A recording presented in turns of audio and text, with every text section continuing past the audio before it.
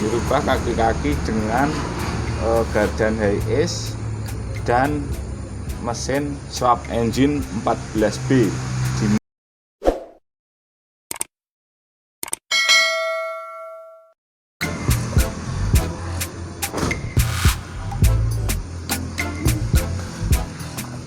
Oke, assalamualaikum warahmatullahi wabarakatuh. Jumpa lagi di channel saya Kuncung 4WD. Kali ini saya mau sedikit membahas TAF GT tahun 87. Tahun 87 ini milik saya sendiri ya. Belum pernah saya review, belum pernah saya jelaskan untuk detail mobil ini. Nah, kali ini saya mau sedikit membahas untuk spek mobil ini. Jadi ini sedikit cerita untuk dari awal saya pakai TAF GT ya. Dulu saya beli TAF standar tahun 87, remeng gear warnanya hijau, dan sampai saat ini menjadi seperti ini. Ini prosesnya cukup panjang untuk dari awal standar sampai saat ini. Menurut saya sih sudah cukup lumayan speknya, belum full spek banget, cuman memang sudah cukup untuk off-road ekstrim maupun fun. Nah, ini saya dulu awalnya gabung di komunitas TAF Diesel Indonesia chapter Jogja, dan saat ini mobil saya branding SCA, dan saya gabung dengan tim SCA. Nah, SCA adalah salah satu pengusaha alat berat pertambangan di daerah Magelang, Serumbung Magelang ya. Kita mulai ya untuk bahas mobil ini dari depan ya. Dari depan saya pakai pastinya untuk VIN Warren 8274. Kenapa saya pakai ini? Karena memang cukup familiar juga untuk para off-roader, dan cukup kuat untuk off-road ekstrim. Untuk perawatannya juga cukup mudah. Oke, harganya juga cukup lumayan. Nah, untuk ini M40, cuman casingnya ini pakai M50. Oke, untuk motornya sudah saya ganti karena yang M40 sudah jebol. Oke, saya masih menggunakan seling untuk ini, bukan plasma ya, tapi masih menggunakan seling. Terus dari depan saya pasang bumper. Untuk bumpernya pipa seamless SCH 40 kalau nggak salah ya, 40 sama 80. Nah, ini yang 40. Ini sudah cukup banyak cacat untuk, karena kemarin ya biasa untuk off-road, mungkin nabrak pohon dan lain-lain, tapi bodi masih aman. Oke, untuk kita pakai 8274. Untuk ininya masih seling. Kita turun ke bawah. Nah, ini plasma, ini gunanya untuk jika kita off-road dan di dalam lumpur. Nah, mungkin ini yang ditarik, mungkin gabelan dapat ini bisa, atau mungkin untuk narik dari mobil lain bisa, biar gardanya yang ketarik, jadi lebih ringan gitu ya. Untuk bagian kaki-kaki, oke, kaki-kaki ini untuk pernya saya masih pakai standar per standar. Terus gardan saya pakai Toyota Hiace tapi hybrid, sudah dimodifikasi. Kalau Hiace kan tidak ada 44, jadi tidak ada gardan depan. Nah ini yang belakang full Hiace, yang depan di custom. Untuk videonya next kita bahas untuk video berikutnya ya. Nah ini pakai Hiace 737 karena saya nyari yang lebih low. Oke, untuk perubahan kaki-kaki untuk gardan Hiace 737 per saya masih standar. Terus ini saya sambung ke bawah kurang lebih berapa itu, 10 cm 15 cm biar mungkin apa travel untuk pernya lebih nyaman. Karena saya juga pakai ban 35. Untuk antingnya yang 15 cm sudah panjang, terus pernya cuman kemarin ditambah. Terus mungkin ban. Oke, untuk ban saya pakai 35 Simek, ini ya keluaran terakhir, Simek 35, dan peleknya Daytona tapi belum deadlock. Untuk shock masih standar. Untuk perubahan chassis tidak ada. Ini cukup simple karena fungsinya juga misal kita nabrak pohon tidak kena lampu, tidak kena bodi, langsung bisa ngikut ke sini, jadi bodi lebih aman. Dan ini fungsinya untuk kalau dapat ranting-ranting biar naik bisa, jadi tidak kena kaca, kita pengemudi aman bisa naik ke atas gitu.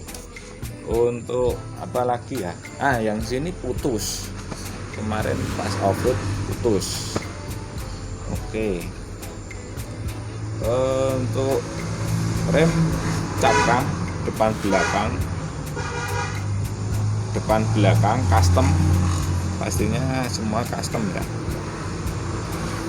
Oke, kita lanjut ke samping. Oke, kita lanjut ke samping ya. Nah, jadi saya pasang ban tadi sudah, ban Simek 35, untuk pelek Daytona tapi belum deadlock. Ini untuk anten radio komunikasi. Terus ini saya pasang untuk apa ya, pengaman bodi juga, jadi bodi masih aman jika kena pohon. Untuk spion saya pakai Suzuki Carry. Untuk roll bar full ya, tidak usah kita bahas. Pastinya kalau untuk mobil spek seperti ini roll barnya safety wajib dan tembus ke chassis semua. Oke, untuk lampu LED saya pasang itu berhubung sudah lumayan, jam terbangnya sudah lumayan lama, agak menguning. Terus dari ini postep, apa ini postep atau apa ini, kalau saya menyebutnya seat postep. Jadi ini juga untuk fungsinya pengaman juga. Dan saya pasang kanvas. Nah, kanvas ini sedikit cerita untuk kanvas ini. Untuk kacanya saya lepas semua dan saya pasang kanvas karena selain keamanan pada saat kita off-road, juga apa ya, lebih ringan juga sih, lebih aman, terutama itu untuk keamanan pada saat off-road. Jadi kena ranting kita tidak resiko, kena misal kaca pecah kita lebih aman. gitu aja sih. Untuk kita ke samping itu roof rack mungkin kita kalau off-road kita bawa untuk alat-alat ataupun spare part kita taruh di atas. Oke, kita lanjut untuk sedikit bahas untuk interior. Oke teman-teman, untuk interior saya pasang tuh cargo barrier. Saya pasang cargo barrier dan untuk kipas roll bar dalam kurang lebih satu setengah in dan ini pembatas ya antara kabin dan barang. Oke, untuk dashboard saya masih pakai ori, tidak saya rubah, dan ini saya pasang untuk cut off dan panel lampu ya, saklar lampu LED atas, terus ini lampu kota dan lampu kabin. Untuk spidol tidak ada perubahan. Setir saya masih pakai ori. Oke, untuk ini ke kanan monolever wind ini saklar windnya. Oke, untuk kontaknya sudah tidak pakai pemanas ya, langsung starter. Kita coba.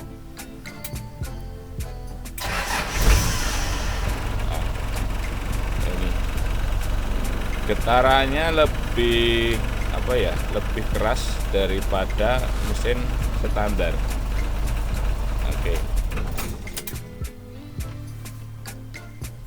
Oke, untuk jok saya masih pakai bawaan juga. Terus ini saya pasang untuk sabuk pengaman kanan kiri ya, itu safety.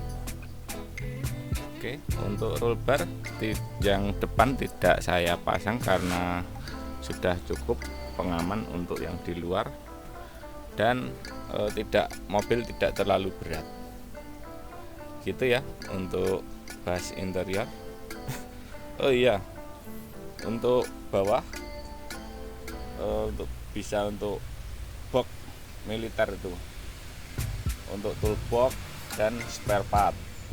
Nah, untuk yang atas bisa untuk bawa barang yang mungkin bersih seperti tas dan lain-lain. Oke, untuk apar untuk keamanan itu juga ada. Oke, untuk pembahasan interior sudah cukup ya teman-teman. Kita lanjut ke mesin, untuk pembahasan mesin. Oke ya, kita bahas untuk mesinnya. Mesin saya menggunakan 14B dan alternator 120 ampere, akinya cukup 90 ampere, tapi CCA nya 750. Saya menggunakan Procini Ice Point itu saya menggunakan aki ini. Ini sudah 1 tahun. Kenapa saya menggunakan ini? Harganya cukup murah, harganya cukup terjangkau, nggak murah sih, terjangkau, dan garansi 1 tahun. Nah, itu saya yang menarik, itu ada garansi 1 tahun. Oke, lanjut untuk ke mesin. Perubahannya mesin 14B Dina tahun 2005. Terus ini saya pasang open filter hanya untuk variasi, karena filternya sudah pakai yang Oritaf ya, Oritaf masih di custom. Dan ini radiator masih menggunakan TAF, cuman di custom dan dirubah untuk lubangnya. Ini lubang airnya di sini, untuk lubang aslinya saya rubah karena bawaan 14B ada di sini. Oke, untuk lain-lain tidak ada perubahan. Oh iya, transmisi saya menggunakan TAF GT dan di custom dikawinkan dengan 14B. Nah, itu TAF GT tahun 87. Oke, lain-lain tidak ada perubahan untuk bagian mesin. Untuk ruang mesinnya dicat seperti ini. Ini adalah rekomendasi dari bengkel Tobil Modified.